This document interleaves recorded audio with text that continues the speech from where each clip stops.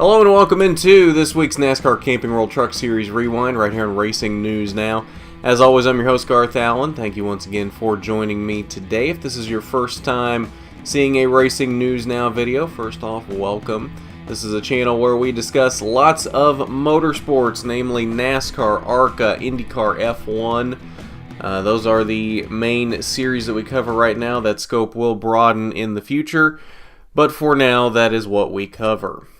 So on today's Camping World Truck Series Rewind, we are looking back at last night's 18th annual 37 Kind Days 250 from the Kansas Speedway.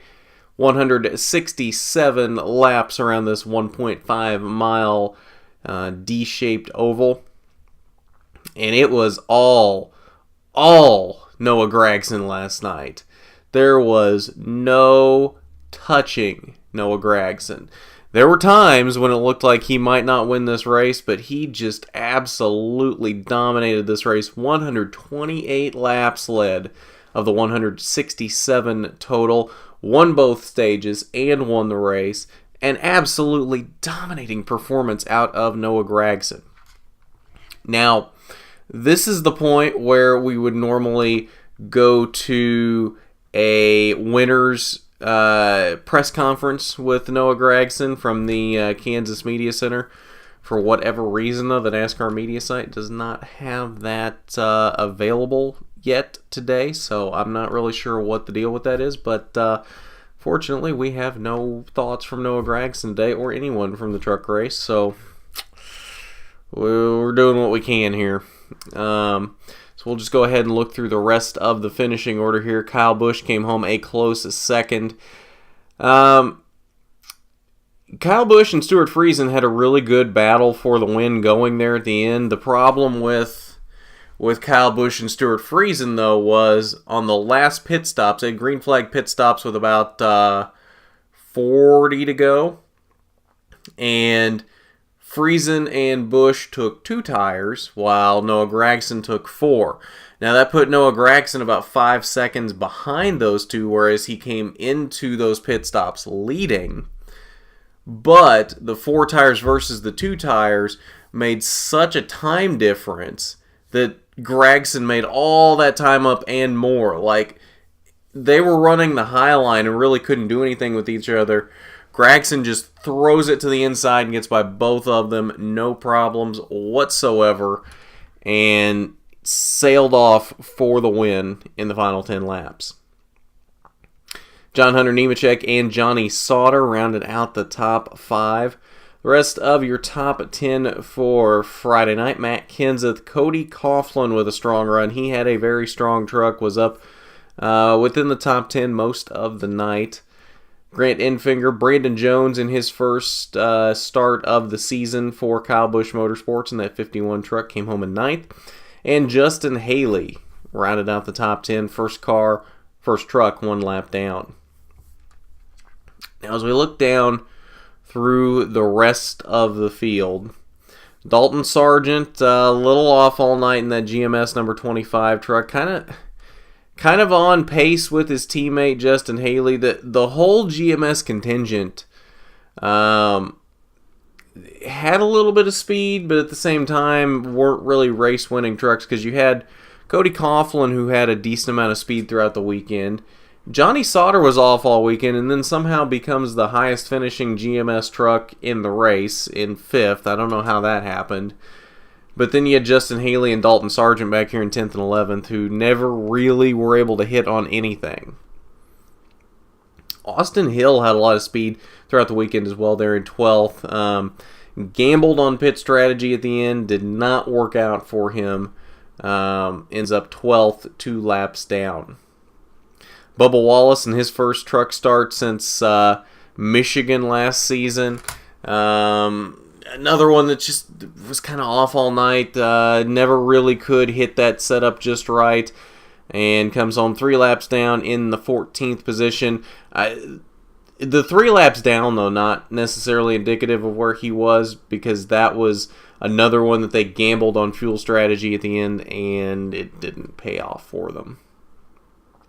Myatt Snyder, the biggest loser out of the fuel strategy at the end. He was leading up until, I believe it was 5 to go, something like that, and ends up running out of fuel just past the entrance to pit road. So he had to go a full lap to get back around to pit road to get fuel with completely out of fuel. So that did not work out well for Myatt Snider in the slightest.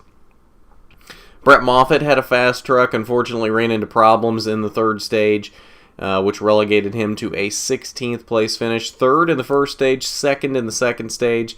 Brett Moffitt could have been a race win contender had he not run into his problems late. Ben Rhodes, another one like that. 2 years in a row in this race where he probably had the fastest truck in the field. I don't know. He had just gotten up to that lead pack and was really working on Noah Gragson there in the second stage and blows an engine. Same thing as last year. Last year had something go through the nose into the radiator, and that was his problem last year. I'm not exactly sure what the problem was this year. There was speculation it might have been a fuel pump or something to that effect. Either way, 18th for Ben Rhodes in this one, not the finish that he wanted. Bo Lamastus in his, I believe, first start of the season comes home in the 19th position, 7 laps off the pace in that DGR Crosley Toyota. He went for a wild ride through the grass there late in the race, and that mostly the reason why he was so far back as he was. Wasn't a race-winning truck, but definitely top 15, maybe even a top 10 truck had circumstances fallen his way correctly. Down into the bottom portions of the field, we look at Jordan Anderson, 25th, not where he wanted to be on the night, had some engine problems in the middle portions of the race. Did complete 139 laps, but much further back in the running order than I think he probably should have been. And then Joe Nemechek out early as well in that 87 truck. He comes home in 30th. So that is your results for last night's 37 Kind Days 250. And since we don't have any press conference video to show you for whatever reason, we'll go straight into the point standings now following Kansas. And as you will see, of course, Noah Gragson moves into the winners column this week. We do have a bit of moving and shaking this week, namely Grant Enfinger, as you see, jumping one spot over Ben Rhodes. Your biggest mover of the week being Stuart Friesen with that fantastic third place finish. Finally dropped the bad luck that he's had the last few weeks. Finally finished a race and finished where he deserved to finish. Jumps those 3 spots, now back into the playoff grid in the 7th position. As you see, Dalton Sargent still that first guy below the cutoff line. He's only 5 points, though, behind his teammate Justin Haley now, who drops to the 8th position. So, pretty tight battle there right around the cutoff line. You got Friesen, Haley, and Sargent all right there within 15 points of each other. And then you got Kraft and Rhodes and Enfinger, all 3 of these ThorSport trucks really putting a distance between themselves and the cutoff line, and that's what I think they have to do.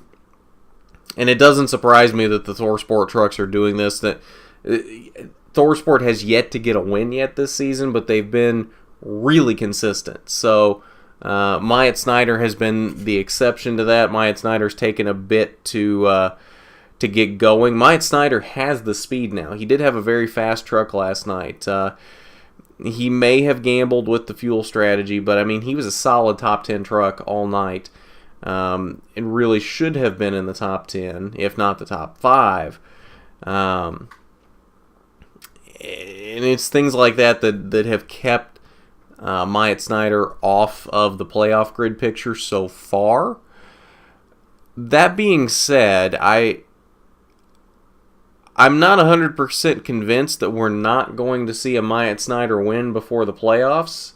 So we could see Myatt Snider get in just because he wins a race, which I believe probably will mean we'll see all four ThorSport trucks in the playoffs.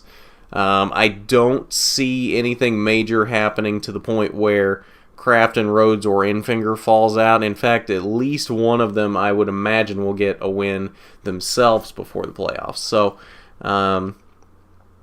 there's a very good possibility we see all four ThorSport trucks in the playoffs once everything is said and done and finalized for those final 10 races. So that is your playoff grid following Kansas last night.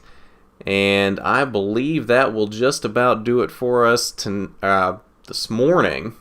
I'm used to saying tonight. It's actually this morning. Very early morning. But we'll have another NASCAR preview coming up for you later today. That will be the preview for tonight's Monster Energy NASCAR Cup Series KC Masterpiece 400 from the Kansas Speedway. That'll be up a little later here. Not sure when, but probably sometime before noon here we'll get that up for you. So you have a little bit of time to get yourself a preview for tonight's race, and then it'll probably be tomorrow morning when we get up the rewind for the Cup race, as the Cup race will probably go pretty late tonight. It'll probably be close to midnight when that finally gets done. So you got to figure logistics of recording, editing, and uploading. It would be probably 2 a.m. before it got uploaded tonight, at least. So, in that essence, why not just wait until tomorrow morning? So we'll get you a rewind up tomorrow morning for the Cup race and a preview up later this morning. So be sure to hang out and look for those. Don't forget to hit that subscribe button and hit that bell for notifications so you don't miss a thing from Racing News Now. Hit that big thumbs up button if you liked the video. Let me know what you thought of the racing last night. Leave it down in the comments below. Let's get a discussion going, what we thought of the racing last night from Kansas. I thought it was pretty good. And don't forget to support us on Patreon. It is definitely not required, but we do appreciate it when you do support us on there. It's patreon.com/racingnewsnow. At that, this has been the NASCAR Camping World Truck Series Rewind Show on Racing News Now. I'm Garth Allen for Racing News Now.